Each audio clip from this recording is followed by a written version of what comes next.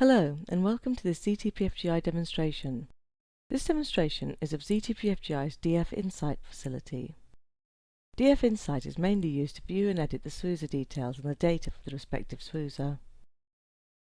To see this in action, let's use this demonstration program as an example. We can step through the source code of this program and see how we can use DF Insight to view and edit the SWUSA. The demonstration program has already been locked into source view, and we've already created an ECB. We can access DF Insight from the ECB window. We can open DF Insight by clicking on the DF Insight button at the bottom right corner of the ECB window. Initially, the DF Insight window contains no information because no DF macros have been executed yet. We can see that the window contains two panes. The left-hand pane is the DF tree view, which provides access to the different SWUSAs that are available to view. The right-hand pane is the detail area that shows the SWUSA details. Now let's return to source view and run the program until we reach a preset breakpoint.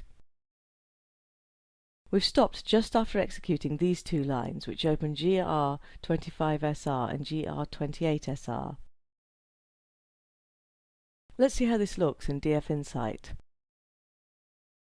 When we look at DF Insight, we can see that the left pane is showing a list of the available databases.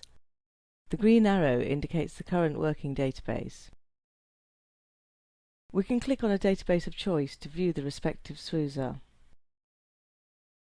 The SWUSA tab contains details like the active file reference, the last command executed, the last program executed, and other summary information about the SWUSA.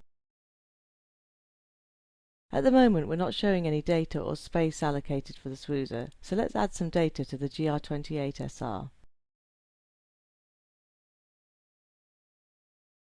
Let's run to the next preset breakpoint.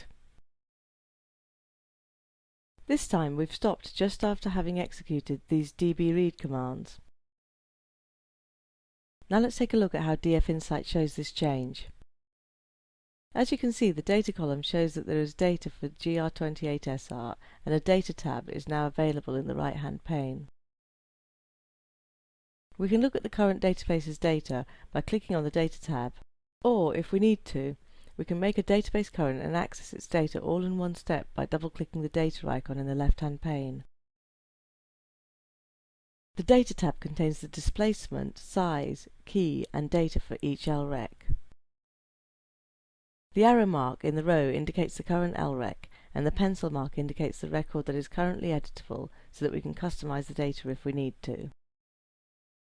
The data item pane shows the data for the respective LREC. We can edit the LREC in this pane simply by typing over the existing values. We can edit in hex or using characters. Then, when we're done, we can click the Apply button to keep the changes. The space column is still empty, so now let's create a space by stepping through the next line of our test program. Let's return to DF Insight to see how it's changed. The space column shows that there is now a space allocated for GR28SR that can be used as a work area. In addition, a space tab has become available in the right-hand pane. As with viewing data, we can access any available space by double-clicking the space icon in the left-hand pane, or we can access the current database's space by clicking on the Space tab.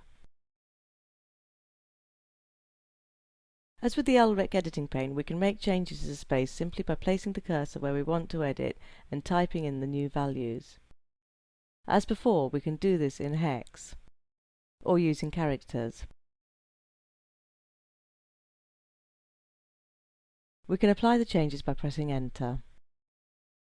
When a database is closed, it is removed from the list of databases in DF Insight. We can see this by returning to source view and running to the last of the preset breakpoints. This time, we've stopped just after this line, which closes GR25SR. When we return to DF Insight, we can see that GR25SR has been removed from the list. Thanks for watching this demonstration of zTPFGI's DF Insight. To find out more, please watch some of the other demos that are available, take a look at our brochure, or contact us for further information.